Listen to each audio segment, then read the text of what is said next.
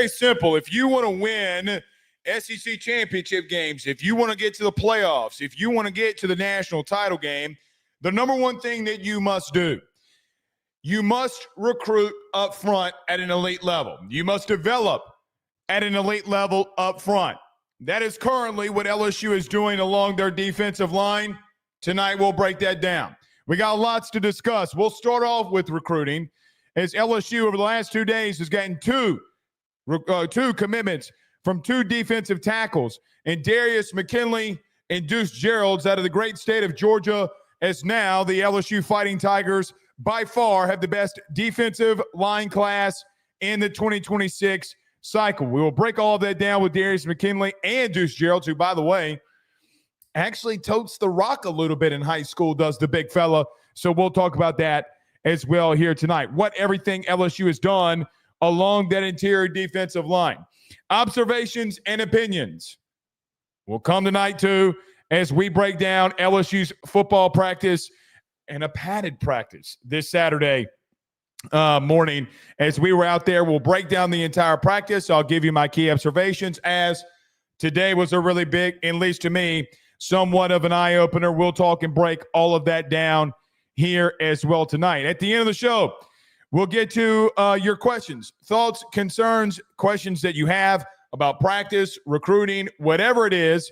In those questions that you have, we will talk about all those at the end of the show. So get ready to fire those in. You can send in the Super Chats, whatever you want to. You know, if you do send in the Super Chat, that for 100% certainty, I shouldn't say 100% certainty, but for a 99% certainty, we will get to them unless we accidentally miss one. But as Mello392 sends a $2 Super Chat in right here, says the best D-line class in the entire nation. That is absolutely correct, considering LSU has gotten multiple 5-stars from Lamar Brown. They can play edge. They can play the interior along the defensive line. 5-star in Trenton Henderson as well. You got Richard Anderson, who's a top 50 commit. Deuce Geralds, Darius McKinley, along with DeAnthony Lafayette, that is a part of that D-line class. That, guys, I don't know if there's anybody else in the country that can say that they have a better one than you right now. And I agree with Mello that you do have the best defensive line class from a recruiting aspect in the entire country. And by the way, that coming off of today at practice, where, well, quite honestly, a defensive line that dominated. So you continue to develop and recruit from within. So we'll get to all of that. Where is everybody watching from tonight? I don't even know what I was going to say there, but where are you watching from tonight? We will talk on that. Brian says Brian Kelly can't recruit with 4 rolling on the ground laughter emojis. Garrett says the 337 IOTA listening in. Good to have you in here. Mello is in Baton Rouge, the 225. Mello was in your city today, obviously, as we were in Baton Rouge at practice. Jason Guidry says Bro Bridge, Louisiana, stand up. The 337, what's happening? Jody is in Cecilia. Good to have you in here. David is in the 318-31. Great. Good to have you along here as well. Mr. LSU fan for life says Kyle Williams is going to attract a lot of talent on that D-line. I am not disagreeing with you there that he will attract a lot of defensive linemen in this class, but we're going to, after the break, we are going to talk about all of that. What I would say is I don't disagree with you that he is, and he's been a big part of this. I think Austin Thomas and Frank in this scenario, but Austin Thomas, because of today's world and where we stand, guys, Austin Thomas, your GM, has got to start getting more flowers than what he is publicly. Guys, I got to be real. In TV rev share and NIL, there's a lot of things that go on. Guys are going to be accepting deals before they commit. That's how this is working. Austin Thomas does that. So I'm not saying Kyle did not have a hand in this, and that players who, by the way, I think have in a very quick time span really developed under Kyle Williams, coming in during spring and then now being here this fall and how much they've already started to develop, I'm not saying that at all. But LSU is, as a collective whole, has done a very excellent job along that defensive line. That is for damn sure. Chris Lomax says, let's effing go. Blake, who said BK couldn't recruit? Well, apparently it was Notre Dame fans. It was Notre Dame fans. Devin Clement says, Darius Gray next with a side-eye emoji. I hope so. They get another interior offensive lineman. And boy, after today, you might need him. Our good friend, and you'll hear from the ad break in just a minute, Tyler Alexander is in the building. He reposts on Twitter. Do us a favor if you're watching on Twitter. Do us that favor. Now, let's see how many people are y'all watching on Twitter. 162. All 162 of you, do us a favor. Yes, please, all 162 of you. Hit that retweet. We greatly appreciate y'all doing that. Carrie B says, at work in Zachary, Louisiana, go Tigers. Good to have you in here. Steve is in Watertown, Tennessee. And his avatar on Facebook is him on the water in Watertown, Tennessee. Gotta love it, man. You absolutely got to love it. Colby Robinson's in the 337 Lake Charles, Louisiana. Stand up. 337 says Rob Rain is in the building. Good to have you all in here with us. We greatly, greatly appreciate that. All right, let's do this. Got to make a quick announcement as it's a show on a Saturday that normally we don't do shows on Saturday, but we had practice and we had some recruiting stuff that we needed to talk about. So we're here, so I got to make a quick announcement. Want to give a special shout-out to our new friends over at FanDuel. The number one sports book in the entire country has now partnered up with us over here at AYS. And after this practice report, you might want to go place a Heisman bet. Is it going to be Arch Manning at plus 700, Cade Klubnik at plus 900, or yours truly, Garrett Nussmeier at plus 900 when it all starts? You must be 21 years older to place those bets if you're inside the state of Louisiana. Unless you're in D.C., Kentucky, or West Virginia, you must be 18 years or older to place those bets in those selected states. If you have a gambling problem, call 1-800-GAMBLER. That's 1-800-GAMBLER. And you can go over to FanDuel.com/RG if you do have that problem. Our good friends over at FanDuel is going to be sponsoring the show, going to be our title sponsors from here on out until the current moment. They will be with us all throughout football season. To Brian, to Eric, to everybody who helped put this deal together. We greatly appreciate FanDuel. We greatly appreciate them. No more ad, really, in the beginning, but we will be talking about FanDuel a lot. The ads, guys, it's the number one sports book. You go to it. I go to it. It's a massive deal for AYS. It's a massive deal for us, as now we are partnered with the number one sports book in the entire country. And I need to thank all of you. You coming into this show give me the ability to do what we're doing here full time. You give me the ability from the very beginning in this to be able to make these partnerships because you come in here and you watch the show and you engage. You either like, love, or hate what we say. But from the bottom of my heart, all of this is because of what you have done for me. I am very humbled and grateful in that, and I'm very grateful for our partnership with our good friends over at FanDuel. Again, go over to FanDuel Sportsbook today if you want to place any of those bets. Maybe you want to place a little early bet on LSU versus Clemson as well. You know where to go, our good friends over at FanDuel. But again, greatly appreciative to all of you and all of our friends over at FanDuel. All right, let's do this. Quick break.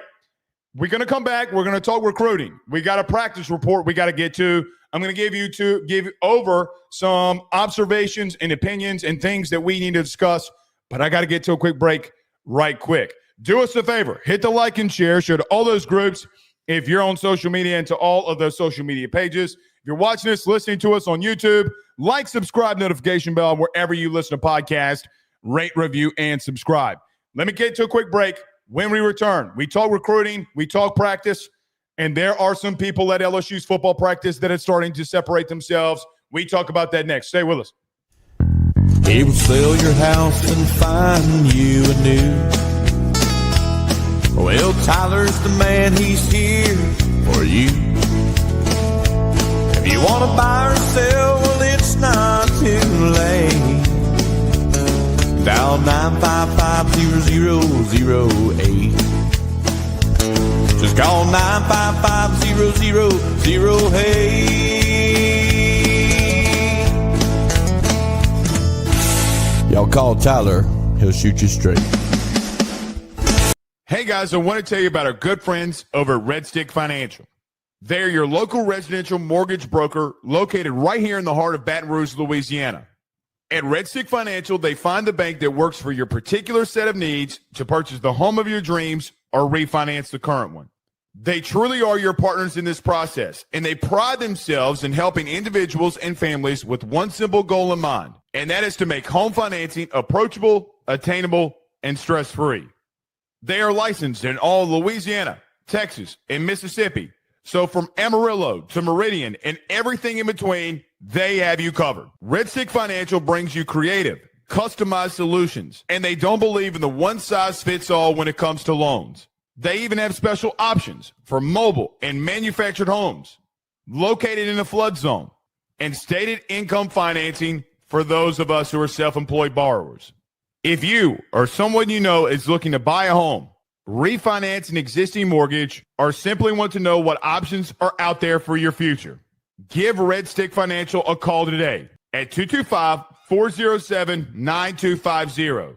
That's 225-407-9250. Or check them out online at redstickfinancial.com. That's redstickfinancial.com. Before you purchase the home of your dreams or you go and do that refinance, you need to go local. Go Red Stick. We're back. All right. By the way, shout out to the Alexander family. Shout out to the little Alexander. I know she's watching the show. Uncle Blake is here and loves you. That's all that I know. Good to have y'all in here with us, Tyler. I greatly appreciate y'all being here. All right, let's get to it here. No time to waste. This show is not going to be an hour. It's going to be an hour plus because we got so much that we need to get to. But as my computer falls. Oh, God, you got to love it. Can't do notes and can't talk about it without it. All right, let's get to it. Yesterday and today, LSU got two defensive line commits. Number one, from inside the state of Louisiana, is three-star defensive tackle, 6'3", 270 pounds, out of Lafayette, Louisiana, Acadiana, stand up. And Darius McKinley, a top 500 prospect and the brother of defensive tackle for LSU, Don McKinley, committed to LSU. Look, I know a lot of you will say, especially if you've seen Darius play, I don't know if I necessarily agree with the star rating and the ranking that he has.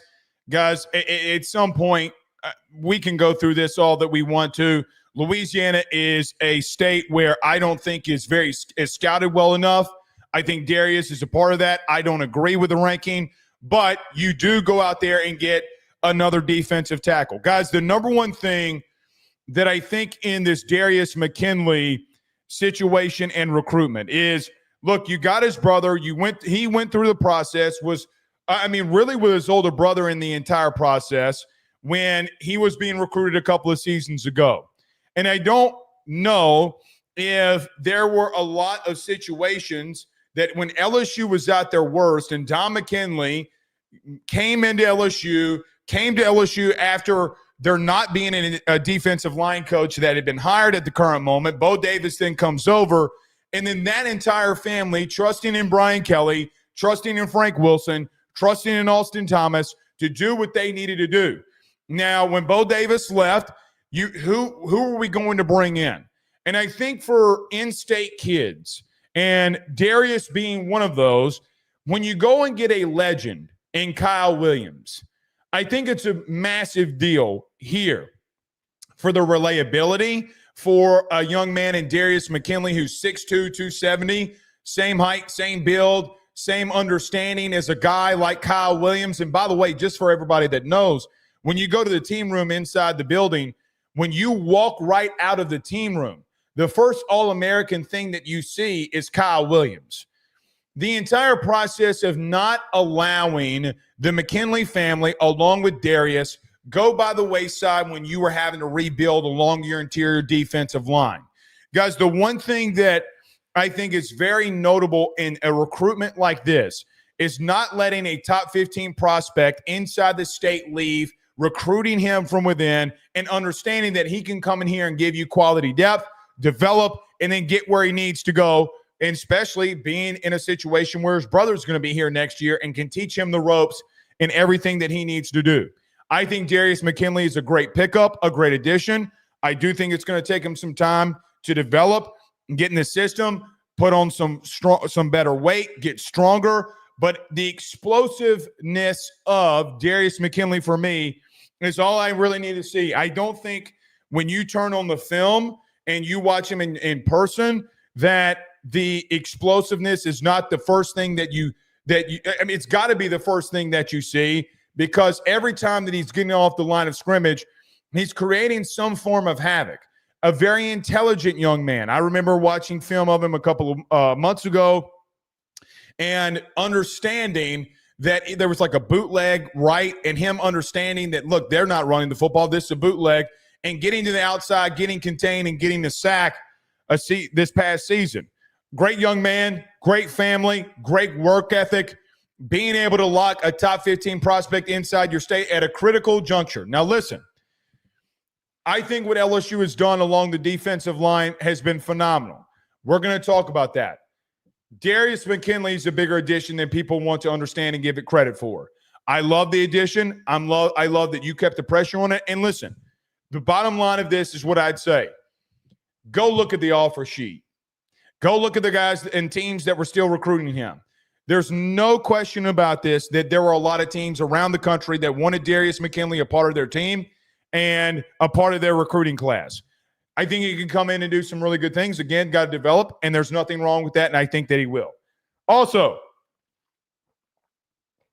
LSU went out today and got a commitment from a top 100 prospect in the country, and Deuce Geralds, 6'2", 270 pounds, out of the great state of Georgia in Collins Hill, the high school of Collins Hill, and per on three is in the 90s, 93 if I'm not mistaken, but the 93rd overall prospect in the entire country. Guys, Deuce Geralds was wanted by damn near everybody in the Big Ten. Oregon, who the team that you ultimately beat out in this process, along with Michigan and Ohio State, were all after Deuce Geralds. Ole Miss was after Deuce Geralds along with yourself. I could make the argument right now, outside of Lamar Brown, the most athletic big man that you have in this 2026 recruiting class is Deuce Geralds. Go pop the film on. Well, Blake, what are you talking about? Well, not only is he explosive as an edge rusher, not only has he been explosive as a defensive tackle. Guys, go look at the film and watch him take direct snaps at quarterback and run away from people in the state of Georgia. Now, Georgia is a very rich, talented state when it comes to football. He's running away from people. One of the more freakish athletes that we've seen. Yeah, we saw Ole Miss, speaking of them, a season ago, use a defensive lineman doing some direct snaps and taking it and getting big yards. This dude is a flat-out baller. He runs at an elite level. I don't know if that is something that everybody's going to focus in on, but a guy in a situation that you can just put wherever you want along that defensive line, a top 100 recruit, now teaming up with Lamar Brown, might be the most athletic defensive interior that you have in the entire country. Oh, by the way, you added a top 50 prospect in there from New Orleans and Richard Anderson. Guys, the best three interior defensive linemen. You have three interior defensive linemen that are in the top 100. That has not happened here in quite some time. Now, you've done it a little bit, okay, when it comes to the offensive line and how you recruited. And one of those guys, when we get to the practice report and Carius Kern, we're going to talk about extensively tonight on this show. But, guys, there is something to be said about what they've done in this 2026 class. Deuce Geralds being added into that. Now, in reference to Deuce, outside of Lamar Brown, and I could make the argument even with him, he might be one of the more athletic pound-for-pound players that you have in this class. I don't think it's close in some regards. Go pop the film on. It is absolutely ridiculous. He has played and can play because of how athletic and talented he is. He can play all 5 positions along the defensive line. I've seen him line up at nose. I've seen him line up in a 1-tech. I've seen him line up at a 3-tech. I've seen him line up at edge. I've seen him line up at running back. I've seen him line up at linebacker in the interior and exterior. Guys, as a defensive tackle last year and a defensive lineman, he had over 100 tackles. He had over 20-plus tackles for loss a season ago as an interior defensive tackle and being at linebacker when his team needed him to be. If you listen to the broadcast today in his commitment, his head coach was talking and said, I had to go to Deuce because of injuries and asked him to do something that I didn't think that he could do, but his team needed it. And he said, Coach, what do you need? We need you to go at linebacker for some things. Guys, an interior defensive lineman with 114-plus tackles and running backs, receivers, and tight ends not being able to run away from him. I don't think he's a top 100 recruit. I think he's a top 25 to top 50 recruit. I think the athleticism is there. The size is there. The quickness is there. The burst is there. He's more of a tweener than I think Lamar Brown is for me. Now, when we talk about him, I love this commitment, and I think that there are a couple of things that we need to address. Number one, Frank Wilson having a really good relationship with the family from the past is a big deal. I want this to be understood from the very beginning that Frank Wilson has had his handprints and hands all over this. But there's also someone else who's got his hands all over this too, and that's Austin Thomas.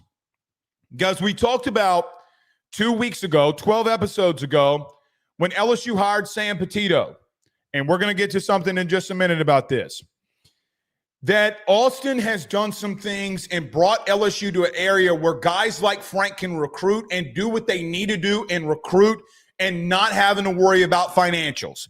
Guys, in the age of TV revenue, in the age of NIL, I do think that you're seeing along this defensive line that you're doing something that, quite honestly, under Brian Kelly, you haven't done. Guys, we can call it whatever we want. We can say whatever we want about Brian Kelly. The matter of the fact is this. He is a football coach. He is not a fundraiser or a GM. He's got so many things right now that's going on his plate that he's got to worry about beating Clemson week 1. When you have a general manager and associate head coach that can team up and go and get one of the most talented human beings in this class. Guys, it's not like Oregon sucks and has had bad recruiting classes. It's not like Michigan has done bad, which, by the way, Michigan had the best recruiting defensive line in the country a season ago, one of the best. And Ohio State, they don't suck. Having offers from Georgia and LSU and Texas and Ole Miss, all of those situations are where you're seeing LSU right now in the new era separate themselves. Now, it is of my humble opinion that Frank needs his flowers on this. And guys, somebody who's not trying to seek praise, but trying to, in any of this, you got to start giving Austin Thomas his flowers too. Because I'm going to tell you something that I think a lot of you understand and a lot of you know. The one thing is, in the TV revenue era and with the House settlement case era, these young men and these young recruits are agreeing to deals before the commitment. Where this is big is that you're not getting pushed in a locker by anybody. Right now, you're not. In the past, when you've gotten these financial situations, it would come back and backfire on you. Right now, you are not.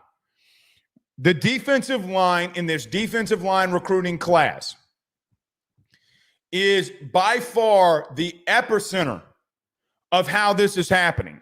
You got the three best defensive linemen in your state. You got Lamar Brown, you got Richard Anderson, two guys you just could not miss.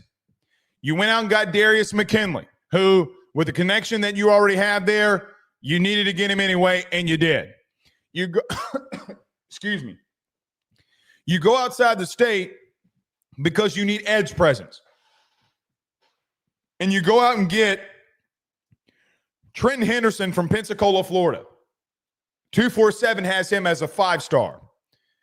And then you go and get DeAnthony Lafayette as well who just got his 4th star after the dominant summer that he had going to all these different camps and dominating an offensive lineman. Today, you go out into the state of Georgia and Collins Hill, and you get one of the most, if not the, to some, most athletic defensive tackle in the country, not named Lamar Brown. Because you're dominating up front. And the bottom line is this. There's no question about it that LSU has the number 1 defensive line recruiting class in 2026. When you're getting guys like Lamar Brown, Richard Anderson, Trenton Henderson, DeAnthony Lafayette, you're going out of state and getting guys like Deuce Geralds. You're getting Darius McKinley. Nobody in the country can say that they have a better defensive line 2026 commitment list along the defensive line that you do. What is interesting about this is that you just went through a turnover at defensive line, especially in the interior. Kyle Williams is in as Bo Davis goes to the New Orleans Saints. Everybody is a collective unit on Skip Bertman Drive is doing their part to get this done. You win national titles, you win SEC titles, you get to the playoff. And I probably should have reversed that. You get to the playoff, you get to the SEC title, you get to the national title by how dominant you are up front. There are so many things in college football that has changed. NIL, TV rev share, portal, all of it. Some of you, it's driven you out. The one thing that has not changed, when you dominate up front and you develop from within and you can stop the run, get after the quarterback, and run the football your damn self, you're going to find yourself in the playoff every year. You're going to find yourself in the playoff every year. When you're able to do high-level stuff like that, that is what LSU is doing. So right now, with Trenton Henderson, Lamar Brown, 2 5-star interior and exterior defensive linemen, Richard Anderson, Deuce Geralds, McKinley, and Lafayette, you have 1,000% done what you needed to do. And for that, there's a lot of people that deserve their flowers. Guys, right now, again, nobody, and I mean nobody, has a better recruiting class in 2026 along the defensive line better than you. Now, On3 has you as the top 8 class in the country as of right now. I don't know if you care or want to care about ratings and rankings and wherever you are, but you have 18 commits, and there are a lot of prospects that you are still after and some that you need to flip. Guys, if you are on our message board, ayssnetwork.com/groups, last week I placed my bet off of Blaine Bradford, the number 1 safety inside the state, off of Ohio State.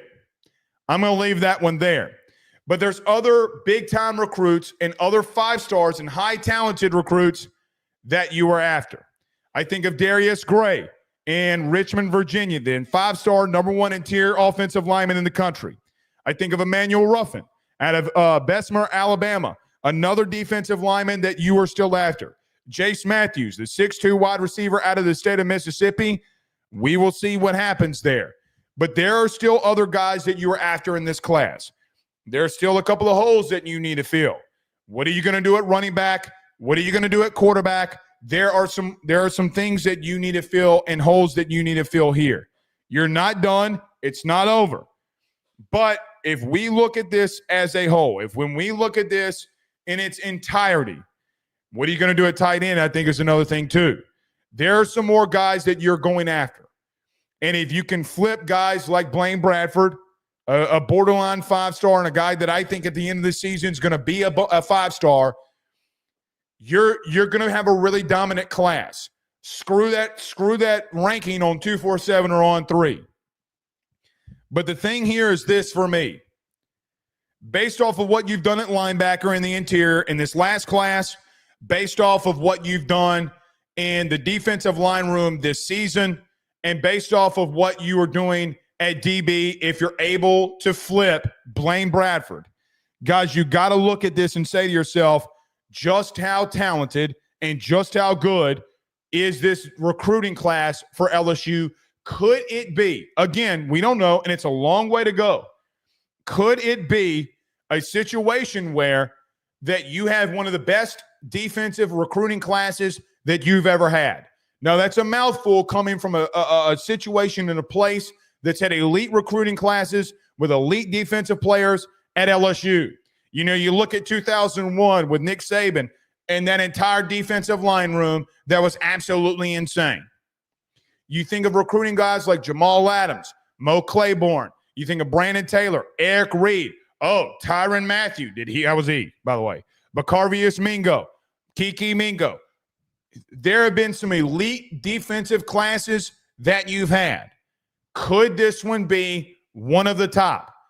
But I sit here and say this. If you're able to flip Blaine Bradford, if you're able to lock some of these other guys down, guys, there's some building part in this that you got to ask yourself the simple question of how good could this be? How good can this be? I will say this as well. 2 weeks ago on this show, we did a recruiting segment. In that recruiting segment, Deuce Geralds was brought up. I ask everybody to go back to that recruiting update and go read the comment section.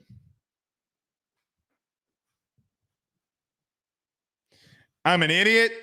Don't know what I'm talking about. No way it happens. What's this Rudy Poo talking about? We don't just be saying shit to say shit. Again, there's other prospects you're going after. See if you can hold on. See if you can finish. I know, and I end every recruiting segment like this.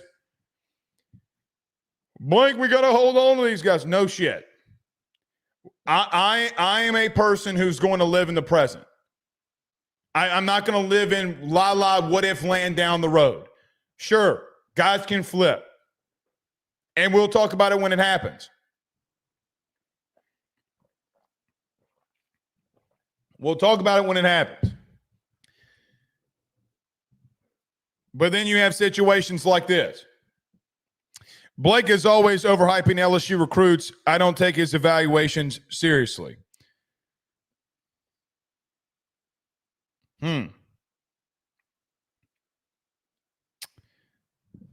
Hey, Joseph, do me a favor. I want you to start a YouTube channel, and I want you to start doing it.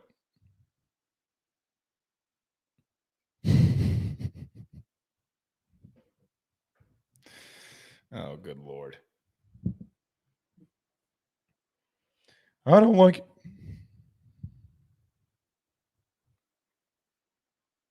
Can't have that avatar on there, too, and talking shit. That's all I'm going to say. I didn't even say anything, really.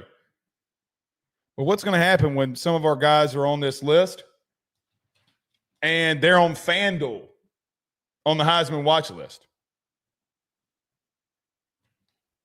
That's all I'm asking. That's all I'm asking. All right. You got to ask that question, though. You certainly 1,000% have to ask that question. Is this one of the better defensive classes that you've recruited? And we'll see. We'll see. But it's been really elite. All right. Let's get to some practice updates. Yes. Producer Brandon's in my ear saying we have Clemson fans in the chat. This is what I'd say. And I've told them this, but they don't listen. Boy, this whole Garrett Nussmeier, TJ Parker thing's taken off like a rocket, has it not? Well, of course it has, because it's Clemson, and they don't listen. And their coach slides down a slide and thinks it's cool, and they think it's funny, and, well, it is what it is. Again, I've addressed this. They didn't watch the whole video, and they didn't listen. It's a mentality thing for LSU. So to every Clemson fan that's in here talking outright shit, welcome to the show. Don't forget to subscribe. Hit the notification bell and tell all your friends to be here week 1. Tell them to be here. Would love to talk about the game, and then after the game, win, lose, or draw for LSU, would love to have you in here.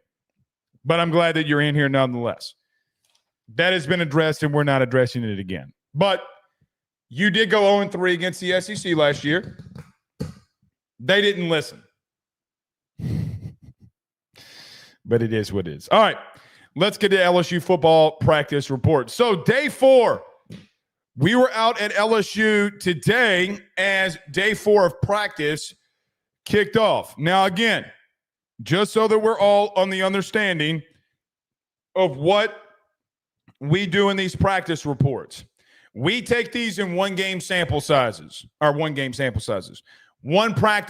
sizes. After a week, 2 weeks, we come back and say, hey, this guy's been standing out the entire camp, and we go from there. We look at these situations as one day this guy stood out. This is what happened at practice. Do not overread it. But if there's a guy that we say in here who this first week as practice has commenced, you make your own opinions and determinations yourself. Later in the show, I'm going to give you my observations and opinions about what we've seen through the first week of LSU's football camp. Now, there are a couple of things that we need to note here too. We're going to run down through all of this, and in the rundown, I'm going to stop and give some things on some big critical situations throughout practice today. At the end, we'll go through observations and opinions at a more deeper rate. So we're going to try to run through this a little bit quicker. But we got out to practice today, day 4, pads, shoulder pads, helmets. Got some popping going on in Baton Rouge, which was really good to see. We were in the indoor facility to start off, and the first thing that we saw today was special teams. Now, the first thing I noticed is that Aaron Anderson was in his jersey and pants. He was not in pads, and is going to be sitting out. Brian Kelly talked about that on Monday. We're going to let him rest, and we're going to damn near keep him in bubble wrap, and we're not going to get number one hurt. We know what he is and what he can do. So not overreacting to Aaron Anderson being in, I say street clothes, but being out today. If it happens another week, then we'll start asking those questions of his status. I don't think that that's going to happen. And I think that he will be back in there soon. But today we start out with special teams as both Damian Ramos and Aaron Burrell were kicking field goals at the same time. What was happening was you had a guy shorter on the left hash, a guy behind on the far right hash. They were both kicking field goals at the same time. To start off today, Damian Ramos missed wide left from 24 yards out, while Aaron Burrell hit from 52 dead center from the far left hash. It was very obvious in the beginning of practice yesterday or 2 days ago and today that they are trying to put pressure on Damian Ramos without a shadow of a doubt. I do think that even in the first 2 kicks, that based off of what happened day 1 when we saw special teams, and based off today, for Blake Ruffino, there's a competition that's going on for who is going to kick field goals and extra points. Right now, Aaron Burrell is by far winning that battle. Damian Ramos has missed multiple field goals, one from 40+, and today he missed something that was close to an extra point. But your kicker last year, he can't miss when Aaron Burrell is hitting dead center from 52 yards. I thought he could have made it from 60. Now, we were up in the loft area when they were kicking, and I think, and I talked to Mike Scarborough about this. He was filming. We were standing next to each other. When Aaron Burrell kicked his field goal, it was about 2/3 of the way up from 50+. I thought he could have made it from 60. Again, it's just an observation, but it was dead center, and he's got an absolute foot. Right now, I think he's winning it. And I know that special teams is not something that we often talk about, but I'm really interested to see Brian Kelly's reaction and answer if he's asked about Damian Ramos versus Aaron Burrell. Again, if you're asking me through 2 practices, who has been more consistent, who's got more power, and who's been the best so far, it has by far been Aaron Burrell. Damian Ramos did go back to the 45-yard line, did go back for a 45-yard field goal. It was good, almost nicked the left upright. Aaron Burrell from 45, dead center. So again, a pair of kicks happening here that I just thought Aaron Burrell did the best job overall in the situation. I think we have a kicking competition for me. That's just me. So we'll see. One other note about special teams in the beginning of practice that I need to bring up. There is a massive emphasis by analyst Ahmad Anand in reference to blocking punts and kicks. Today, again, there was a high intense moment of him getting mad about the defense not getting enough pressure to try to block the kick. Now, they don't want to hit the kicker and anything like that. He's telling them to let up if they get through, but I think that he wants a real live look for these kickers. Whether it been Brian Polian in 2022 or just Brian Kelly in general in his tenure here, there has not been an intensity on special teams the way Ahmad Anan brings it. I do think that for whatever it's going to be, they are trying to push Damian Ramos as far as they can take it. But I want to see Aaron Burrell with this first unit and see what happens. He was kicking with the second unit, but he's absolutely killing it right now. We did later in practice go out and watch special teams from a punting aspect, and I put it on the top of my report. If you were on the forum or message board, I just wanted to keep special teams together. But when we went outside, we did go through punt and punt return. Multiple guys were fielding punts from a punt return perspective. Phillip Wright, Kyle Parker. I saw Barry and Brown did back there once. And God bless it, I didn't write it down. That part down. But everybody was fielding punts. They weren't really doing punt returns. We'll see when they do that, and we'll really focus in on that. They were just fielding the ball and things like that. So we'll see who's the real punt return guys later on during camp. But Chadwick, your new punter from Middle Tennessee, was the first time that we got to see him today, and what I thought was a brilliant day from him. His first punt was a little bit of a shank. It went for 36 after a bad snap to him, and it went 36 yards. And I was like, man, we're going to just, another year of punting where it's going to be really bad. But as the practice went on, I thought he looked very brilliant. He had a 51-yard punt that went out of bounds at the 7. A ball got moved up. A 47-yard punt that was downed at the 3. And then another punt that was at 47 that got downed around the 3-yard line. One of them got caught. One of them had some tailspin, hits it like the 2 tailspins, and guys were there to be able to pick it up. They also allowed Aaron Burrell to punt. In the punts that he had, in the back-to-back, the 2 that he had, there were 2 really bad snaps. We need to pay attention to that. But the second, third team deep snapper did not look good. Some of these punts were affected because of bad snaps. I would love to see Aaron Burrell punt again. Two snaps that were at his feet, and he's having to really hurry up to punt the football. But he did shank back-to-back punts, about 25 to 30 yards were the punts. But we'll see what happens there. But who is your emergency punter? Is it Aaron Burrell? Can you get the snap to him? But I thought Chadwick did a really good job. 51-yard punt out of bounds at the 7, and then a 47-yard punt down at the 3. The young man was really good at pinning punts inside the 20 at Middle Tennessee a season ago. Kind of does this little rugby-style punt, which I thought was a little notable. But the hang time was ridiculous. The spin was ridiculous, and a couple of different ways that he put spin on it regardless or where he was kicking it. If he was doing a little rugby punt, he was kind of pointing it down. It was a spin, up over spin that went out of the 7. And then when he just booted one for 51 yards, the shit was just absolutely beautiful. He absolutely tattooed it. So we'll continue to monitor special teams. But that was your special teams walkthrough today. And another thing to note, at Gunner for the punt unit, you had every receiver out there and every DB out there. All of the starters.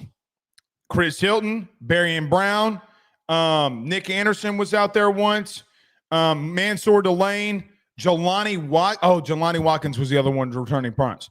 Jelani Watkins one time was at Gunner. Every receiver and every DB under the sun got a rep and would rotate in and out at Gunner. They are going to put their fastest dudes out there and that can moderately tackle. I thought it was beautiful. Go find the best gunners that can get down the field and force some chaos on this punting unit. But really good rotation. Really like what I saw from the punt unit. All right. LSU went through defensive drills. Went through drill work. The number one thing that we need to point out from drill work today is very simple. Harold Perkins worked with the star room, meaning that box safety star unit, and he also worked with Kevin Peoples at edge. I do think today, during drill work, when we went outside and everybody's going through drills, seeing Harold Perkins with Kevin Peoples had everybody's antennas up about what was going on. Here's the truth about what went on with Harold Perkins today.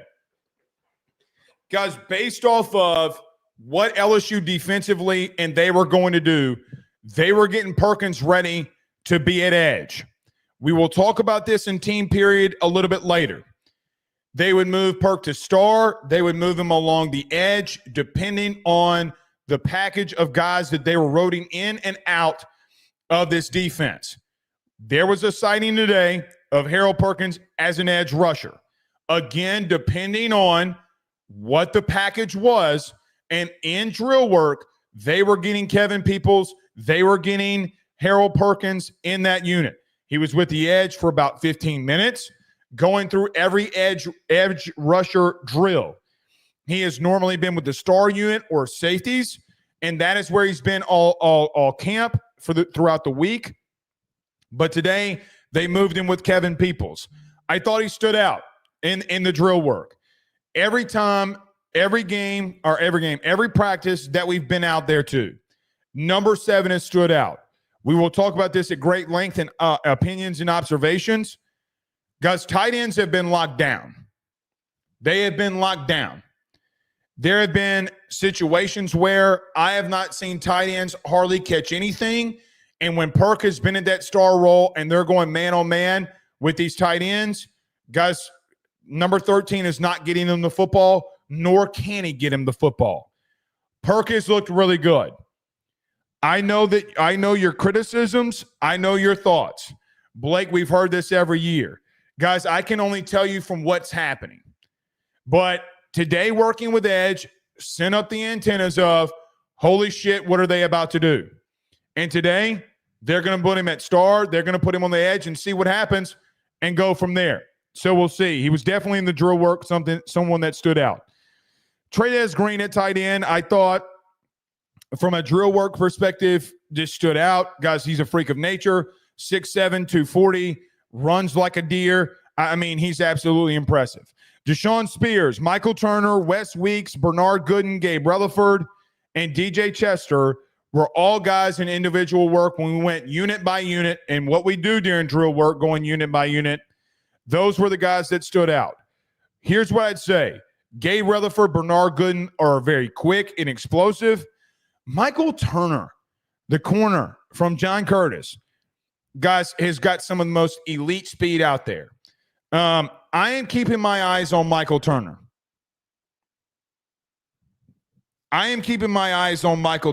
And when we look at a corner like Michael Turner, I think that he's someone that instantly gets forgotten about because he's not in that rotation of guys that we constantly want to see.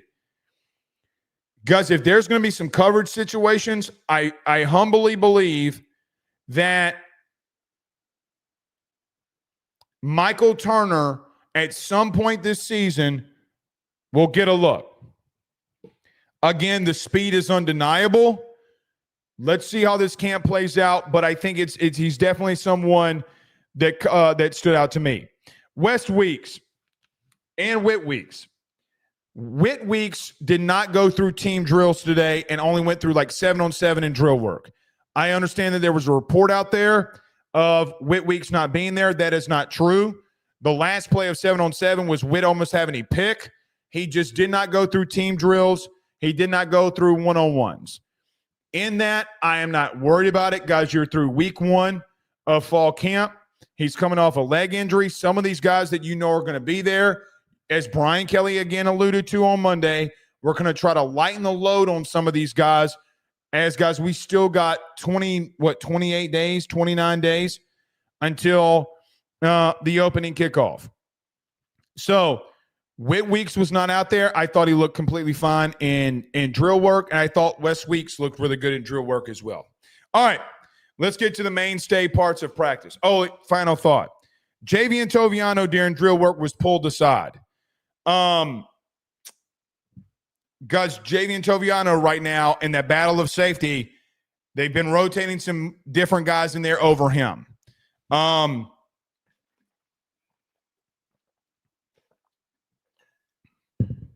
Toviano's been here for 3 years. This will be his third year. In the third-year situation, you should not be getting pulled aside during drill work. You should know everything that this coaching staff and Jake Olson and company have for you. I don't know if for Toviano it was a situation where like, hey, man, this is 4 straight days that we're out there, a couple of mental lapses. I don't know. But it was very apparent when the safety room took him aside and they were like, hey, man, come on. Like, this is how you do the drill. It definitely stood out to me. So, Toviano in that situation, I'm just monitoring it. But, I mean, for me, it was just very eye-opening. All right. Let's get to team period. So, LSU went 11-11, ones versus ones today. They went through it twice, so let's go through the first time. First team versus first team. Juwan Johnson got a direct snap and got no gain. Bernard Gooden on a stop. Drag route to Xavier Thomas where Nussmeier got flushed. That was incomplete. Defense in the first 2 plays very much set the tone. I want to talk about Juwan Johnson. During drill work, he, like we talked about on Thursday, he has been with the quarterbacks and he has been with the running backs. I do not know at the current moment what their plan is, but he's definitely getting reps at running back. I don't know if it is, hey, we just need to get some other guys some reps at running back. We're trying to give him a chance. He's not going to find himself at quarterback for an every down situation. Guys, he is 4th on that depth chart at minimum. And I don't see him climbing up that depth chart anytime soon at quarterback. They did give him a rep in the first overall rep with 1v1s and a direct snap to see how it worked. It didn't. It just didn't. We had a conversation on Thursday, and then the question that I was asked about Juwan Johnson was, can we just run the football first before we start getting cued? Now, you got to find ways to run the football. I don't mind Juwan Johnson at running back, but you can't serve 2 masters. You can't be going through quarterback drills and going through running back drills and thinking that it's not taken away from either one of them. They got to pick a position, in my opinion, and stick with it. I do not believe he will ever be a quarterback at LSU this season, at least. Some real crazy things will have to change for that to happen. Not in Sloan's offense and based off of what they want to do. Again, they gave him a shot. They've been giving him some handoffs, which you'll see in this practice period. But regardless of that, they gave him a handoff, or they gave him a chance to run the football. He got no gain. And then the very next play, Xavier Thomas runs a drag route where Garrett Nussmeier got flushed right because of immense pressure by the entire defensive line unit. And he tried to get it to Xavier Thomas, and the pass was incomplete. Out of the pistol, Caden Durham, zone right, goes for 6 yards. Harold Perkins was in on the stop. And then the very next play on the outside zone left behind Tyree Adams in a 12 personnel look. That means 2 tight ends. And Bauer Sharp and Tradez Green, he goes for 16. I thought Tradez and Bauer Sharp had a really, really good presence in getting and helping the outside zone. Bauer Sharp getting to the second level and sealing an area where Caden Durham could not be touched for 16. And he got some really good rushing yards there. So in 2 plays, you got 1 for 6 yards. You got 1 for 16 yards. That would be around the best that you had all camp, around the best that you have had that I have seen from a rushing attack. That would be about the best as today gets, but I will take a 16-yard run at any given moment. Garrett Nussmeier went from under center in a play-action pass where he got flushed, and Gabe Relaford got a hand on him. They didn't blow it dead, but normally they don't. If you're asking me what happened, I would say Gabe Rutherford got sacked, but Garrett Nussmeier had to throw the ball away because of the immense pressure and him having to get out of the pocket. There's two things about that. Number one, I'm glad Garrett is not sitting in the pocket when pressure is coming right down the chute. Last year, he made some careless throws in that instead of moving, trying to make plays. The first play where he got pressure, he tried to get the ball to Xavier Thomas. It was incomplete, more of a throwaway. Don't mind it. Under center play action pass, he got flushed again. He tried to make a throw that was incomplete. I give Gabe Rutherford the sack there on Tyree Adams. Regardless if he did or didn't get the sack, I still like the decision by Nuss. Get out of that pocket. Get the ball to where only your receiver or nobody can get it. Live for another down, and he did that. But they did go under center, and it was not a good play at all. The very next play was a tackle for loss on an inside run by Caden Durham. They got stopped by Bernard Gooden for a tackle for loss. Stop right there.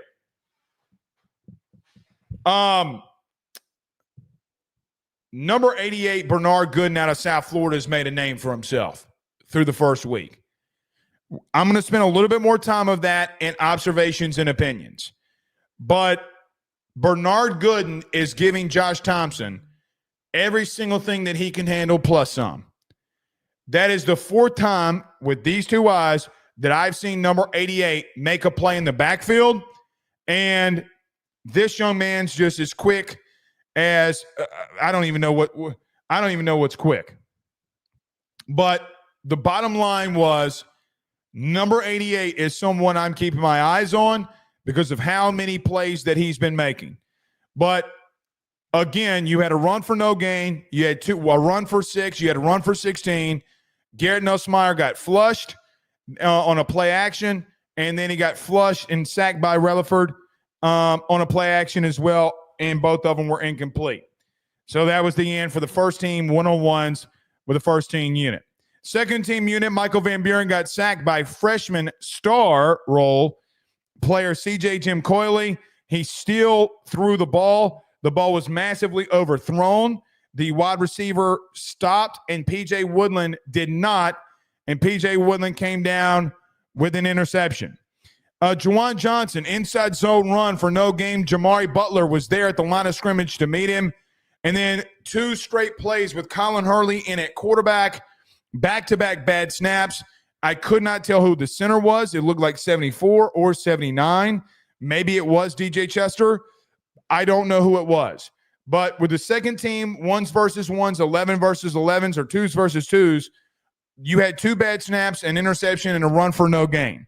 So again, as we talked about on Monday when we saw the second team unit and they could not move the football, they could not move the football again here today. Individual drills, offensive line versus defensive line in pass pro.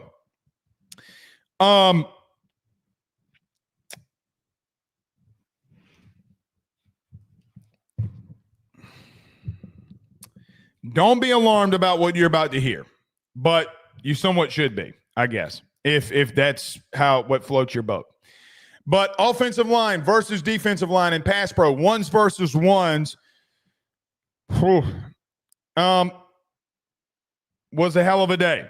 Harold Perkins versus Tyree Adams. Harold Perkins wins the first rep, beating Adams on an inside move, rip move, and getting to the quarterback. 1 play, 1 sack for the defense. Jack Pyburn with an outside rip move beats Tyree Adams for a sack. Bernard Gooden goes up against DJ Chester twice and beats him twice. Bernard Gooden then goes to the defensive line or offensive line and says, even though y'all are still holding me, y'all still stink, and starts laughing. And then there was some chatter that went about. But Bernard Gooden again just continues to get off the ball at an electric rate and continues to beat guys that are in front of him. Braylon Moore goes up against Ahmad Bro twice and wins twice. Don McKinley goes up against Josh Thompson twice and wins, once with a bull rush and one with an inside rip move where he gets to the quarterback. Davis Weston goes up against Gabe Rutherford and wins the rep pretty convincingly, as it looked like Gabe Rutherford kind of slipped down, but regardless, he won the rep. And Patrick Payton against Weston Davis, and he won the rep there as well. I did not see any other reps from O-line versus D-line and pass pro. After that, I wanted to also go watch 7-on-7 to see what happened there. But it was a whooping.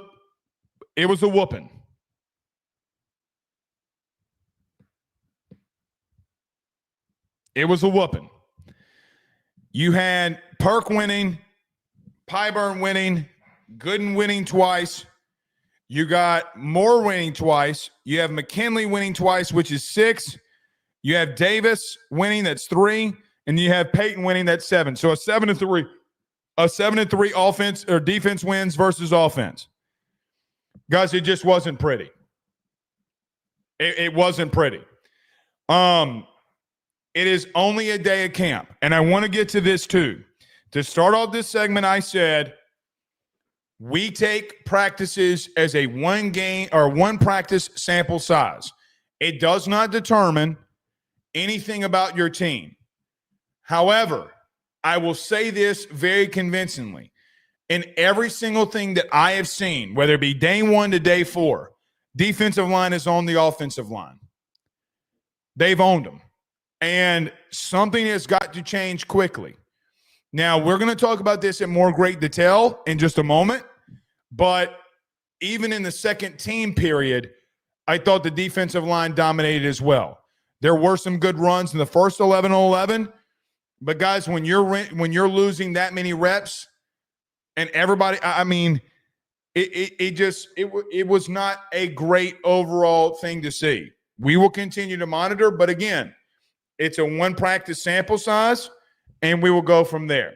7-on-7, only saw first team. So it looked like the second team went first for whatever reason, because I looked over there during offense and defensive drills, or O-line, D-line, pass pro, and Colin Hurley and Michael Van Buren were throwing to the second wide receivers against second DBs. So glad that happened. Only wrote down and went to the first team reps of 7-on-7. First play was Nick Anderson, a fade route. I thought it was dropped. I did personally go up to the referee. They had referees out there. It looked like the ball was dropped. In conversations with Wilson Alexander of The Advocate, he said that he thought that the ball was not dropped. I am going to go with Wilson Alexander in his opinion. I thought the ball was dropped on the fade route over Mansour Delane by Nick Anderson. There's a couple of things there. Nick Anderson, the Oklahoma wide receiver, this is the first time that we've seen him in 7-on-7 this camp. This is the first time that we've seen him in team drills.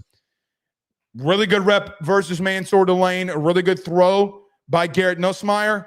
The ball is dropped, at least to my opinion. Again, Wilson said it was not. It looked like they went to the ground a little bit there. I thought the ball came out. Again, doesn't matter. Let's assume it was caught. Let's think of the positive and not that it was a negative play. In that, it was really good coverage, and it was great to see Nick Anderson. Nick Anderson fade route dropped or completed. Still a really good rep by Mansour Delane and Nick Anderson. Next play is Chris Hilton on a hitch route on Ashton Stamps for 9 yards. Watkins, Jelani on an out route on a busted coverage that goes for 17, more of maybe a corner route or a deep out route. But a corner route, if it's thrown on time, I think Garrett could have gotten Jelani the ball for 7. Regardless, it was a gain of 17. Jelani Watkins had to go to the ground to make the catch. Very ridiculous catch by the speedy wide receiver. Xavier Thomas on a drag route goes for 3. Wes Weeks comes down from his linebacker position and makes the stop. Kyle Parker on a quick out. Whit Weeks makes the stop. And then the very next play, a pass broken up on a slant route to Tyron Francis by Garrett Nussmeier that was broken up by Whit Weeks. So some back and forth there and ones versus ones. And then Nick Anderson, a fade route. There was a pass interference on Jackson where he tackled him before the ball got there. They're trying to get a lot of young guys involved here, and I understand it. There was no real Barryon Brown today. There was no real Chris Hilton today. No Aaron Anderson. They did try to give Xavier Thomas the ball as well. But I think a lot of the second team unit getting some of these receivers some time because they've been going for 4 straight days. They're trying to get some of these younger guys some reps and see what happens. Through the first couple of periods, whether it be 7-on-7, individual drills, O-line, D-line, pass rush, or the 7-on-7. Before we get into the last team period here, at that exact point in time in my notes, I wrote offense, clunky, star, and star. Through the entire practice until that point, I thought it was just clunky. I don't think it was bad. I didn't think it looked bad in some regards. I just think it looked really clunky. It looked as if that you had a very tired unit and just things didn't really go your way. I thought Nick Anderson had a couple of good reps, but he hasn't been out there like that and has a lot more fresher legs. But, man, every time outside of going to Nick Anderson and your first row unit wasn't out there, you had nothing but incompletions. The ball was on the ground way too much for your offense today. There was way too much pressure earlier in the day. I just thought it was very clunky. And to that point, I mean, it was pretty much a pure domination defensively to that point. Let's get to the last team period. So 1s versus 1s, 11 versus 11s. And I need to start off with a couple of notes here. Today, LSU defensively did something very unique. If you've been watching and listening to these practice reports, I told you probably after this week, we're just not going to keep giving you the defensive line rotation, mainly due to because there's so many different things that they're doing up front. I'm trying to watch the play. I'm trying to get everything down. But, guys, there's so many different things that they are doing up front.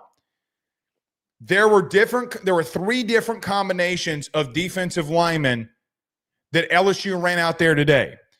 The first unit was Patrick Payton, Bernard Gooden, Jack Pyburn in the interior, and Kalaj Cobbins at edge.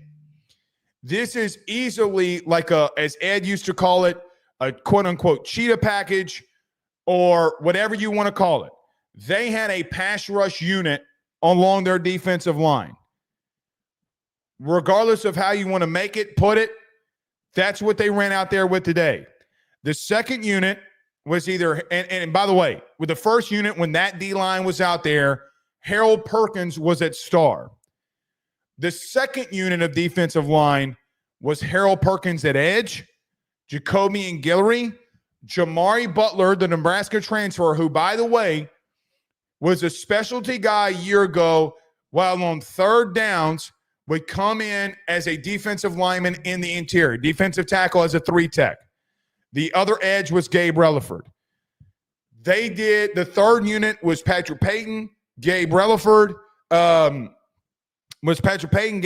Harold Perkins, and Bernard Gooden, which I think is the best, by the way, having those 4 out there. Gabe Relaford was in the interior. You had Payton and Perkins and Bernard. That was your defensive line in that third unit. They ran different combinations the entire team period. Those were the 2 most consistent, the 2 that we just read off. Regardless of that, I need to point something out. Regardless if Harold Perkins was at edge, regardless if Harold Perkins was at star, they sent him on so much pressure that to me, it just didn't matter if you put him at edge or star because he's coming. The fact that you had Patrick Payton on one edge and that you had Perk on the other, or you had Patrick Payton and Harold Perkins blitzing or bringing pressure from the same side, guys, I don't care what y'all tell me, this shit's elite. You know how, if you've ever watched me or you watch this show, I don't like using that word. I think that word is overused. I think there's been so many situations where that word continues to be overused, but you put number 6 and you put number 7 blitzing and coming after the quarterback from the same side, shit starts getting very real. I am very bullish. And by the way, what you're about to hear in this team period is why I'm so bullish. We've talked about it in the offseason, and now that we're out there, and listen, well, Blake's just saying this because he brought it up during the offseason. Go listen to anybody else's content, and then you come to me and you tell me what they're saying is wrong too. because it's going to be the same shit.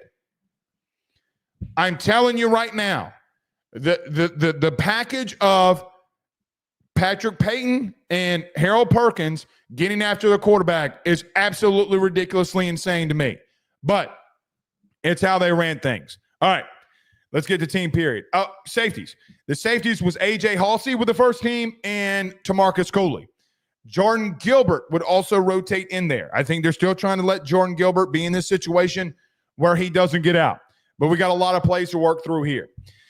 First play from scrimmage is Caden Durham on an inside run for 2 yards. Bernard Gooden gets the stop. A Bauer Sharp on a drag route for 3 yards. Tamarcus Cooley is all over it. He damn near batted the ball away, but Bauer Sharp makes a ridiculous catch. But he does make the tackle, and it goes for 3. Xavier Thomas on an out route. Stop right here. When they went to a dime package, Mansour Delane moved into the slot, and P.J. Woodland was the third corner that was on the boundary. So you had Ashton Stamps, you had Mansour Delane, and you had P.J. Woodland. I thought that was very interesting. This Eric Watkins guy. See you, bud. See you. Sorry. You don't come in here trolling. This unit of DBs was mixed around a lot too. In all of that, the biggest thing of the secondary is that Mansour Delane got moved to the inside. So you have a run by Caden Durham for 2 where Bernard Gooden gets the stop. Bauer Sharp on the drag route for 3 yards. And then Thomas on an out route with Delane in the slot and a pass breakup by P.J. Woodland on what was a very bad pass by Garrett Nussmeier. Bryce Kuhn of now, congratulations to Bryce Kuhn, of On 3, called it a, what did he call it again? It was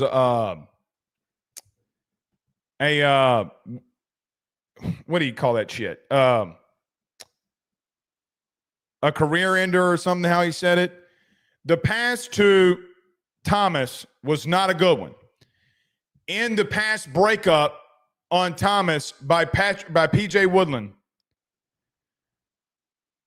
it was I say so physical, but it was really physical where Thomas's helmet popped off.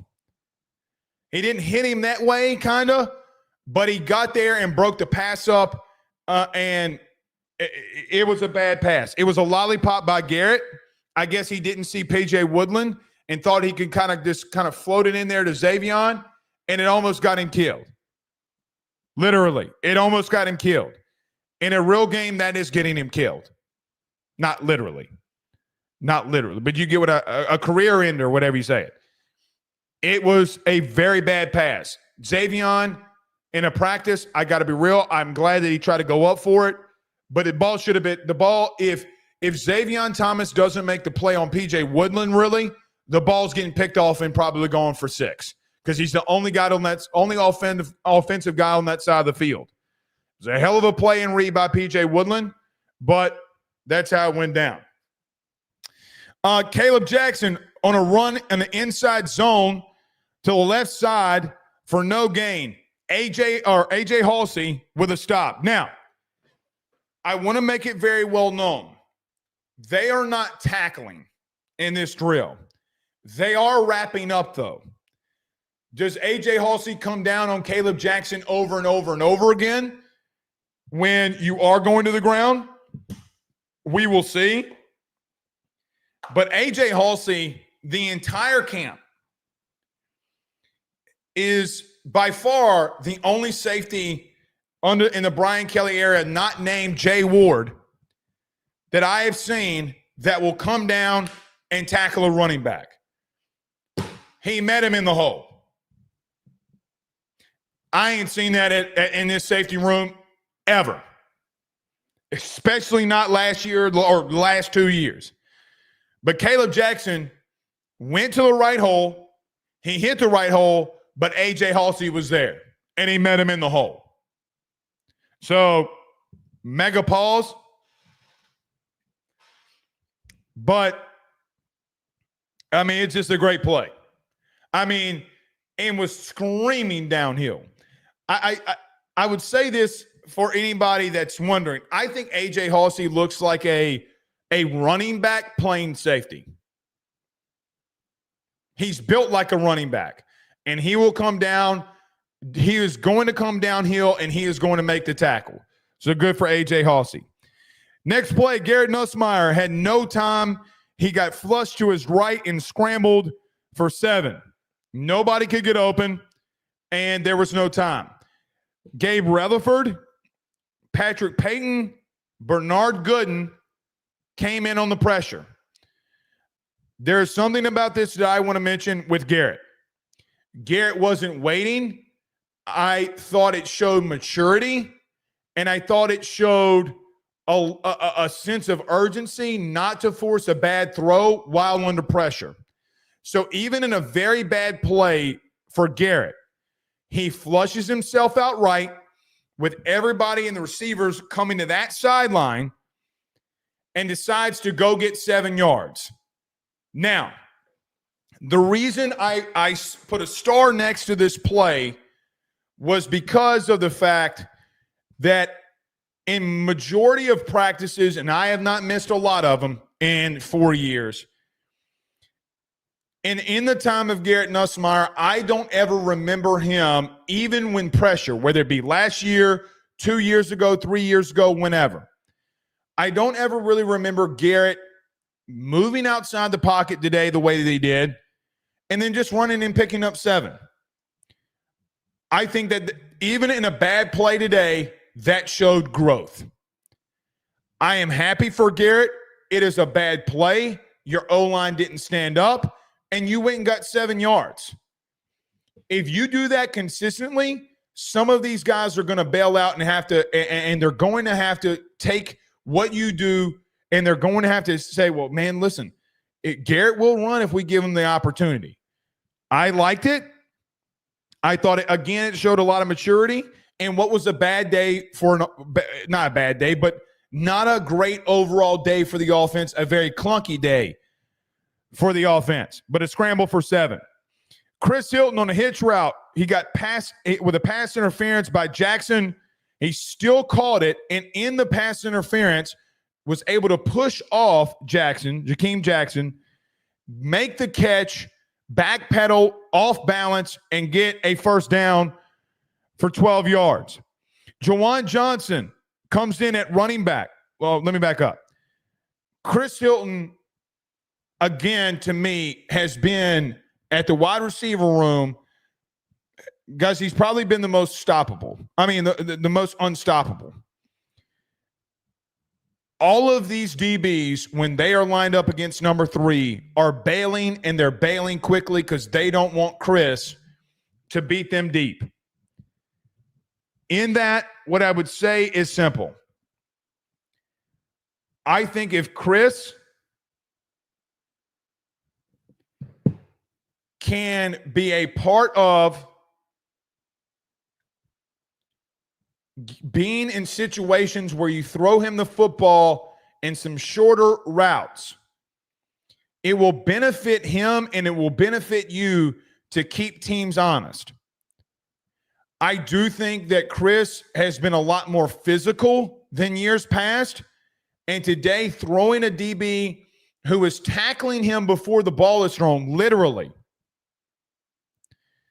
getting him off of him, making an unreal catch, staying somewhat on balance until he falls down, and getting the first down was beautiful. When he did make the play, you could hear the entire coaching staff go, damn.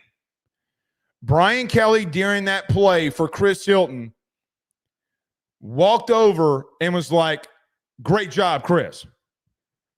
He has been, by far, in my opinion, it's not remotely close, the best wide receiver.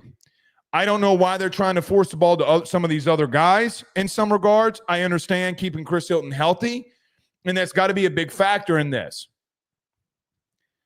However, number 3 has been the best at wide receiver that we've seen every day in a collective unit situation. So a really good play by Chris Hilton. Jawan Johnson lines up at running back on the inside dive, goes for 8. looked like DJ Chester, I couldn't see who, got a pancake on. Again, everybody was on the ground, but DJ Chester with a pancake getting 8 yards was Jawan Johnson. So really good job there by DJ Chester. Jakeem Jackson has a pass breakup on Destin Hill on a hitch route. Very beautiful coverage by number 8. Caden Durham on an inside run that goes for no gain and stopped by Gabe Rutherford. They started at this exact moment. They started rotating in some different guys. Garrett Nussmeier is still in. Majority of the starters are still in. You have the entire offensive line that is still in, and they're rotating guys defensively. So guys getting some fresh looks. After the play with Caden Durham, they got no gain, and Gabe Rutherford getting Tyree Adams off of him and making the stop. The defense ran a different platoon of linebackers and some different corners and safeties out there. One of them at star is CJ Jim Coyley, who did not get talked a lot about in this recruiting class, but is in that 2 deep at star. And Jaden Breaker, the freshman linebacker. Guys, Jaden Breaker is an athletic freak. He's an athletic freak. So there were some platoon changes. Caden Durham goes for no gain. Gabe Rutherford gets a stop, so there's a platoon change. The very next play was a Durham run to the right and a stop by Patrick Payton for no gain. This is where stuff started getting pretty bad for the defense. For the offense. Very next play, an entire front 7 unit blitzes. Garrett Nussmeier steps up, and Jaden Breaker gets a sack from the inside linebacker position. Just no gain. Garrett Nussmeier sacked. And Garrett didn't even throw the football. He couldn't. He had no time. I want to stop right here. I don't care what anybody's takes are right now about what happened at camp today or practice today. I'm not saying shit to or about Garrett. Until Garrett gets gets better protection, I'm not going to say shit. Because this is abysmal. Some of this has been a little bit abysmal. Now, last year you had a unit in LSU that did not give up, in an offensive line that did not give up many sacks. You had enough time to make a play. Today's O-line unit, it was bad. Now, there's one thing that I will blame Garrett on this. You had 7 guys coming in on a blitz. 7. You had 5 in the block. So there's 2 guys that are going to be unblocked that you got to get the ball out quickly. LSU ran a mesh route with Xavion Thomas and Chris Hilton on the outside. They had Xavion in the interior, meaning closest to the line of scrimmage or to the tackle, and a quick out by Chris Hilton. The only thing that I will say to Garrett is if you see those guys coming and that many guys coming, you got to be aware enough to get the ball out because, listen, I don't care how good your O-line is or bad your O-line is because it's a simple numbers game. If you're sending 7, you got to get the ball to your playmakers quickly and live to play another down. So in the Jaden Breaker sack, we can talk about whatever, but I think the simple nature of Garrett not getting the ball out quickly and just very quickly when you got that much pressure on you, that's the only thing I'd say. But I'm not blaming him because he was under pressure all day. Swing pass to the right to Xavion Thomas that, guys, I don't think the defense makes a play here. I think that does go for a TD. And a 12 personnel look. Again, 1 running back, 2 tight ends. Bauer Sharp, hello. This is where shit picked up. Bauer Sharp annihilated Wes Weeks. Annihilated on a block. I mean, clean as outright clock. That sprung Xavion Thomas to go for 6. After this play, in a good way, all hell broke loose. because LSU gets their first TD on the screen pass. Bauer Sharp lights up Wes Weeks. And the shit talking started at an all-time rate. I mean, and I love it. I love it. But Bauer Sharp, hello. To his own roommate, by the way. But a swing pass that goes for a TD, I don't think they're touching him. Counter run by Caleb Jackson goes for no gain. Gabe Relaford and Bernard Gooden on the stop. Shit talking and pads were popping. They at the end of the practice and team period, shit got real. I mean, guys, it was loud. They were getting after it. Again, can be prisoner of the moment, but I am going to say this. Ain't no Brian Kelly practice been hitting that hard after that Bauer Sharp hit on Wes Weeks. They were pissed. They were pissed. So, like it, love it, hate it, I don't really give a Rudy Poo, but they were getting after it. Caleb Jackson had nowhere to go. Gabe Relaford beats Weston Davis, and Bernard Gooden beats DJ Chester for a no gain there. I mean, they had nothing. Harold Perkins from the star position, from what it looked like, he could have been an edge. I couldn't tell. Comes off the edge and gets a sack on – oh, I do put star position here. Okay, from the star position. Harold Perkins comes on a blitz from the slot and gets a sack on Garrett Nussmeier. The very next play, Nuss is flushed, and he's got to throw it away as he's rolling left. The play after that, Nuss is under pressure. Bernard Gooden and Gabe Relaford get a sack. The play after that, Garrett Nussmeier under pressure. Gabe Relaford, Patrick Payton gets a sack.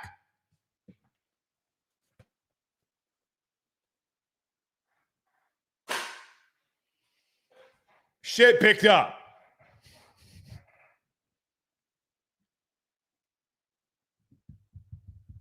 Shit picked up. Post West Weeks, shit got real.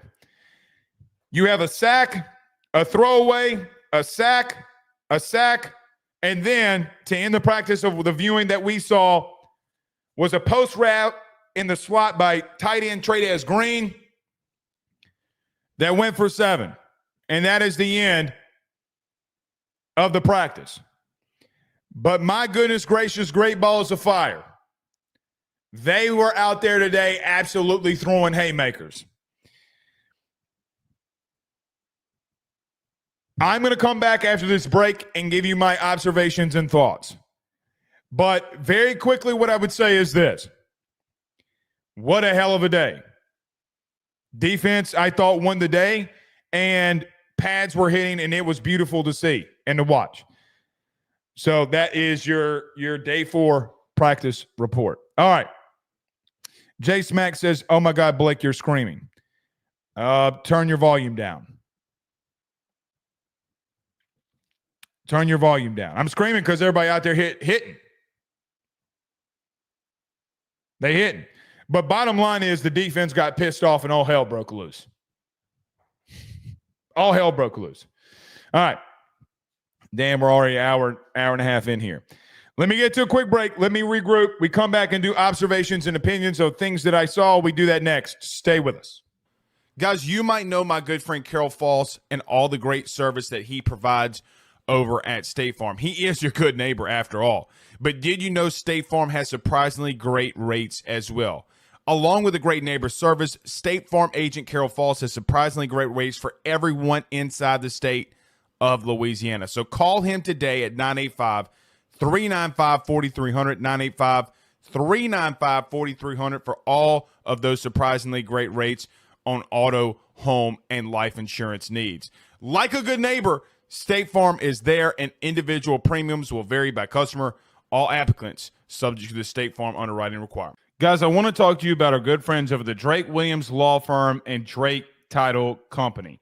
Are you facing tough times due to an injury from a car accident, navigating the complexities of divorce, or purchasing a new home? At the Drake Williams Law Firm and Drake Title Company, they understand the challenges you're going through, and they are here to help. The lawyer team of Ernie Drake III, Ryan J. Williams, and Summer Vignair, along with Morgan Daniels, have the experience and proven track record to give you that peace of mind.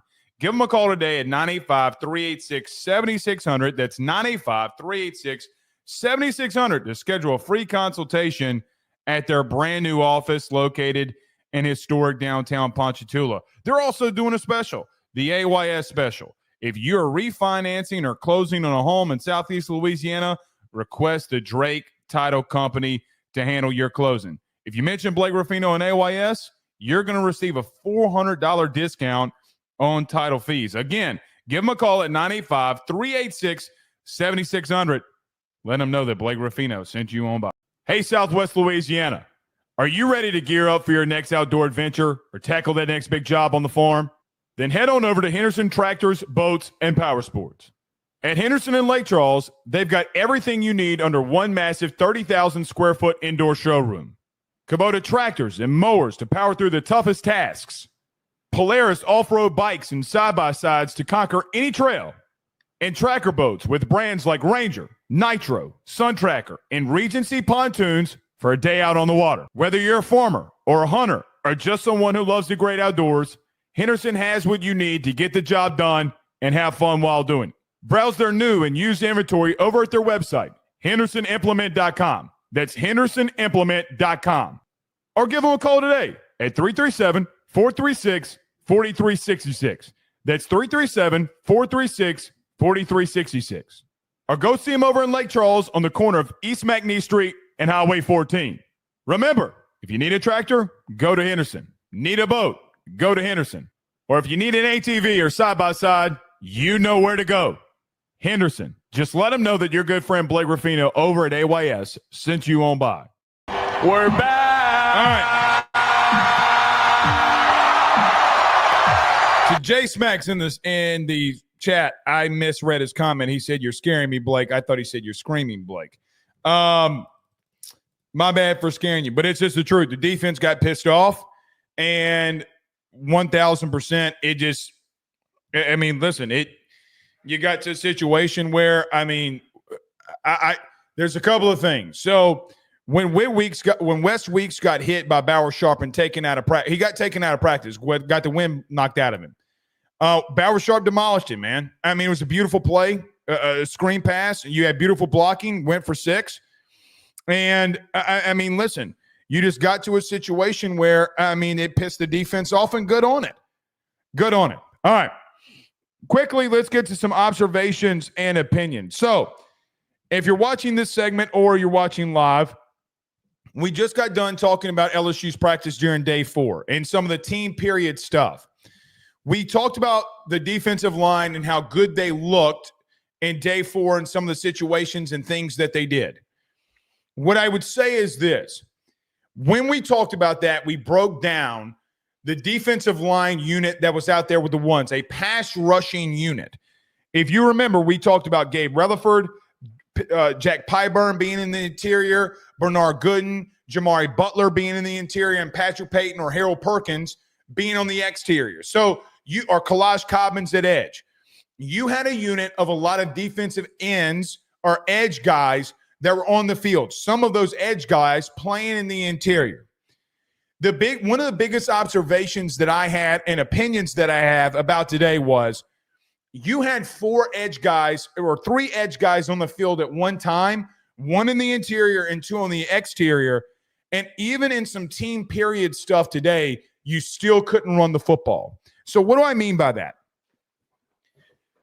This isn't a base defense that you're seeing. It's not like you had Sadir Mitchell out there plugging up the middle and LSU couldn't run, or Don McKinley was in the middle and you couldn't run because you couldn't get a push on him.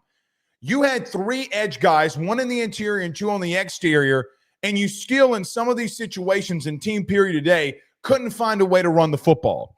Now, some of you will say, well, Blake, this offensive line with 4 new guys that are starters, they got to find their way and they got to find a way to gel.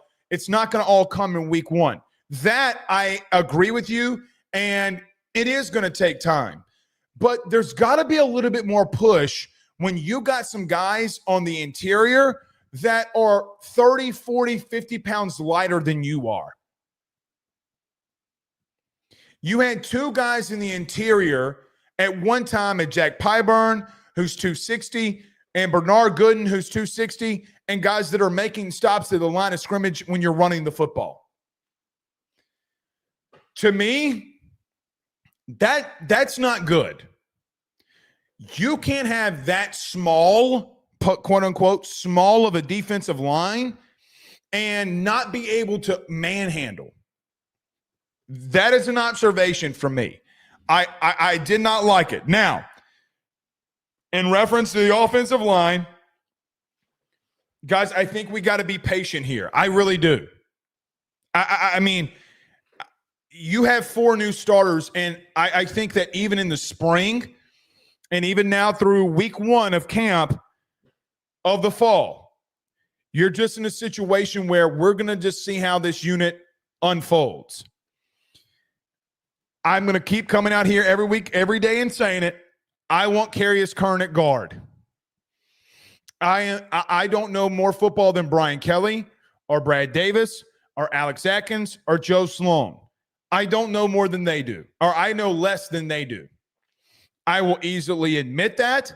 And I don't think that that's like, it's kind of like a duh statement, right? Like they know more about the game than I do. The problem in this observation is how do you have that small of a lineup in and you can't run the ball?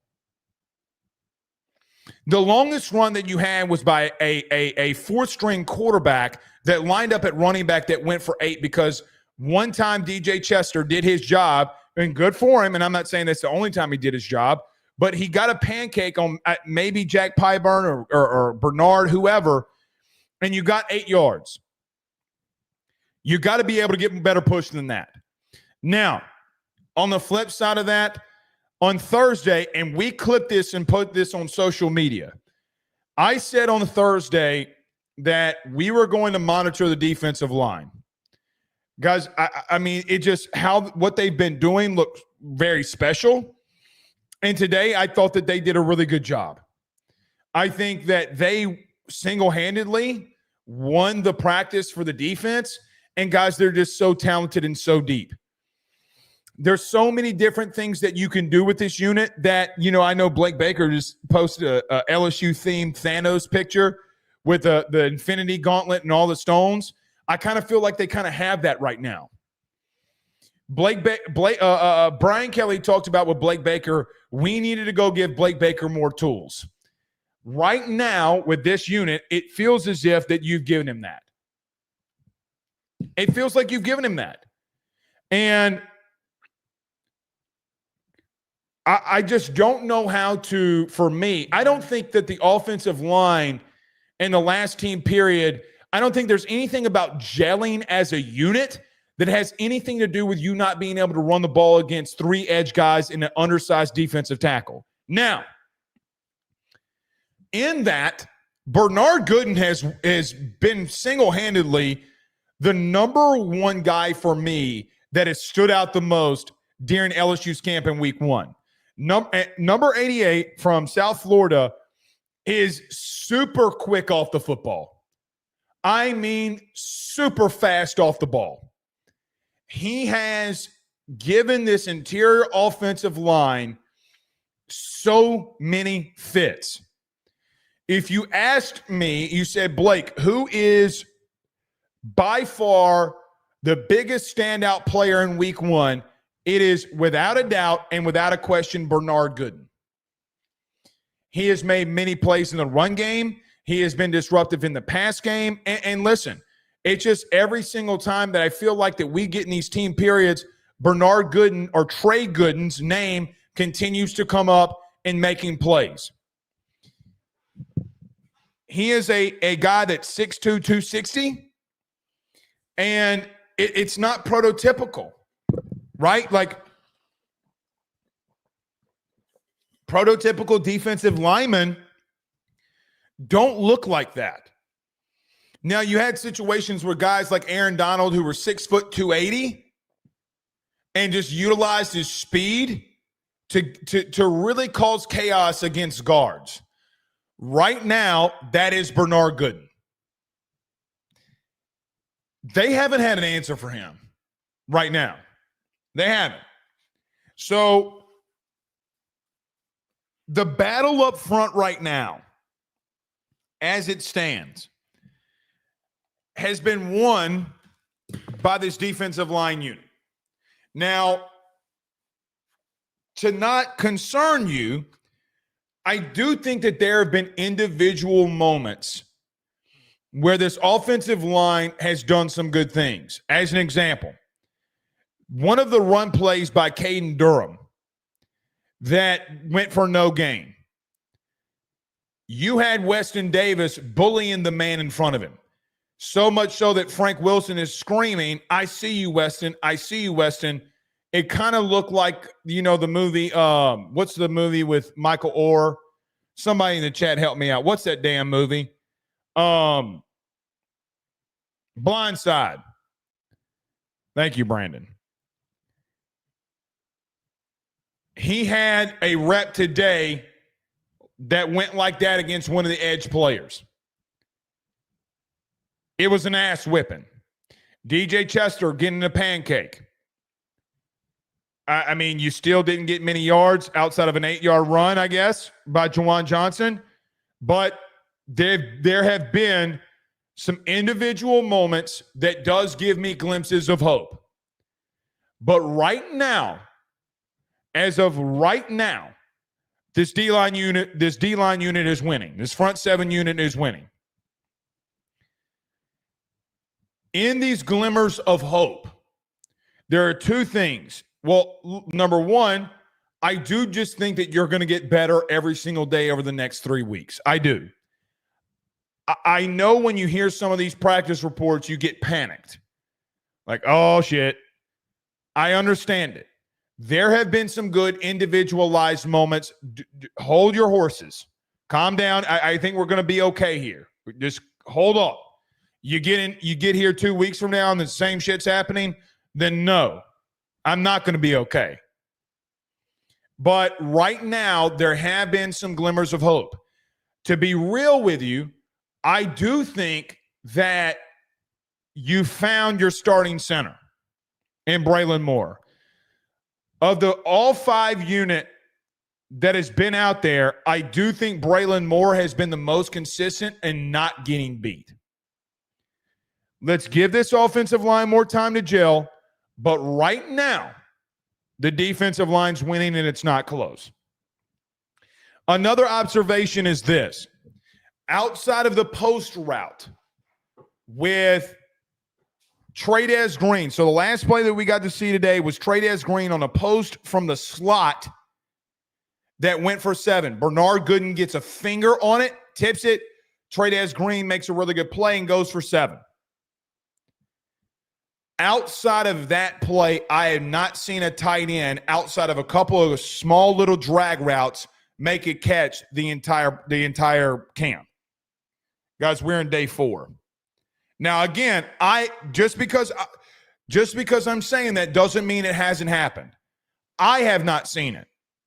Doesn't mean it doesn't exist, because it very well could exist. But there has been a lot of chatter from number 7, Harold Perkins, to this tight end room. Now, I told you during spring that when Bauer Sharp and Trades were going off, that they were very chatty. And Harold Perkins was in there talking a lot of shit to him. Like, all right, man, wait until summer. Wait until summer. You're going to find out. From a coverage perspective, the tight end room is not beating Harold Perkins. They're not. They haven't. So, for whatever that's worth, Perkins has come back with a little bit of a vengeance in week 1. But it's been an observation. And the one catch that I saw them have, Tamarcus Cooley, or 2 catches I saw him have today, Tamarcus Cooley brings Bauer Sharp down after a 3-yard gain. And then Perk was not on Trades Green that went for 7. Another observation. You have a kicking battle. Special teams is not sexy. It's not one that we like to talk about very often. You have a kicking battle. If you ask me, Aaron Burrell is winning it. He's got more power and he's got more accuracy right now. So, in that, what I would say is this.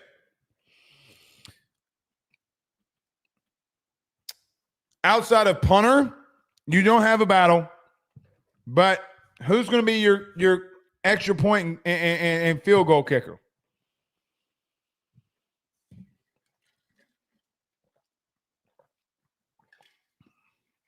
You have it there.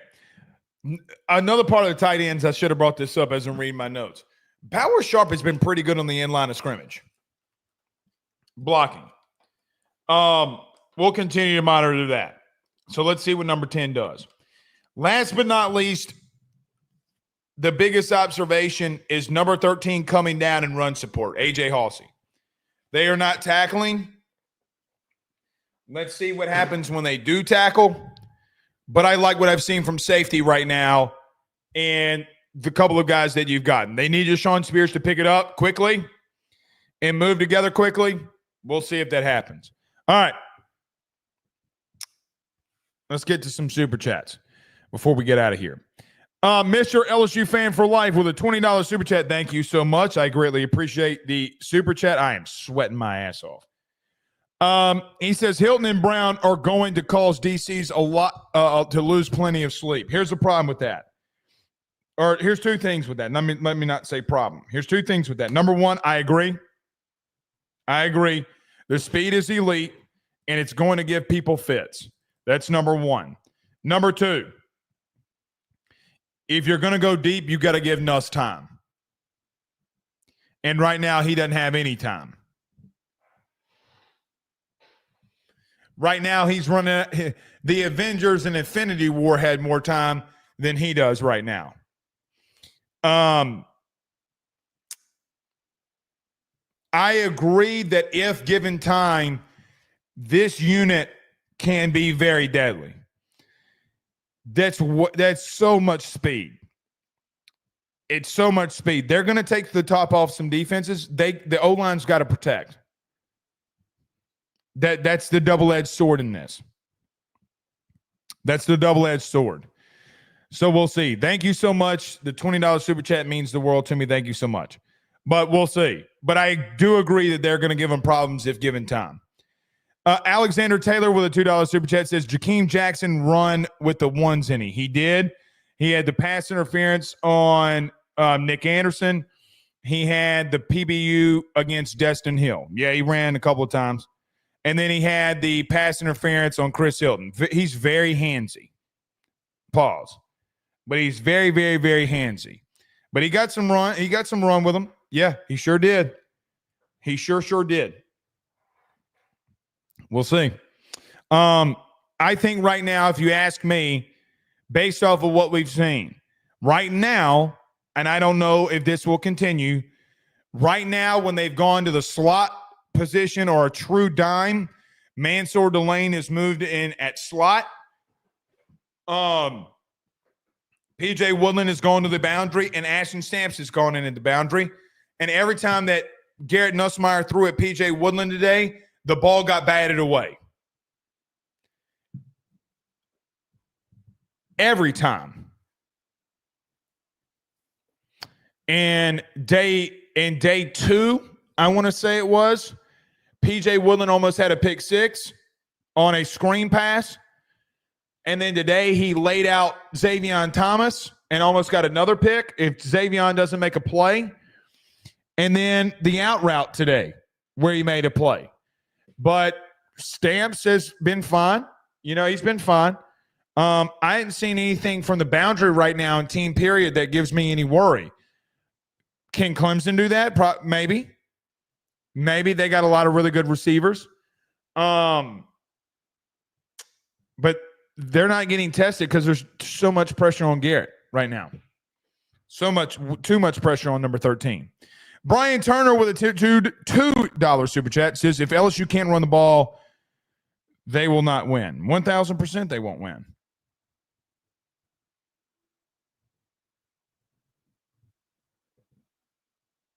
Don't come in here. Why y'all come into my chat and plug your YouTube channel? Don't do this. Send us a DM if you want us to collab with you. Don't push your channel inside of my stuff. How rude is that shit? Don't do that. Don't be a Rudy Poo. Don't be a Rudy Poo. All right. Woo. 2-hour show. That was intense. We will see y'all again on Monday. Y'all have a great night. Any questions, go to the forum and ask them. AYSSnetwork.com/groups. Till then, we'll see y'all soon. Y'all have a good one. Peace.